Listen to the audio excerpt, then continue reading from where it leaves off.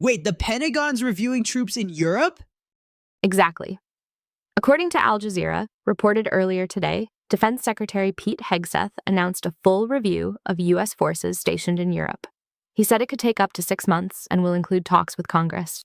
So he's basically rethinking how many troops the U.S. keeps over there. That's the idea. The review will look at troop numbers, deployment locations, and missions. It's about checking if the current setup still fits new strategic goals.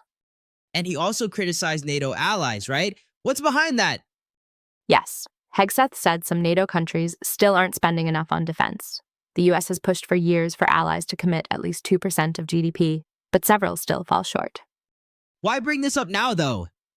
Timing links to changing security risks in Europe, the ongoing tension around Ukraine, plus pressure on U.S. budgets. The administration wants to make sure American forces aren't carrying a bigger load than planned. So could that mean the U.S. might pull troops back home? Possibly, or redeploy them elsewhere. Reviews like this often lead to moves between bases or new rotational arrangements rather than a full withdrawal. How will Congress factor in? Lawmakers will be consulted, especially on funding and base authorizations. Some already want to ensure the U.S. stays strongly committed to NATO's eastern flank. What might European allies do in response? They'll likely push to show they're stepping up on defense spending to avoid losing U.S. support or presence, especially countries near Russia. What happens after this 6-month review wraps up?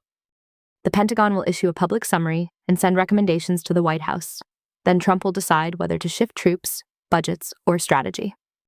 What do you think? Drop a comment below. Next story drops in an hour. Subscribe so you don't miss it.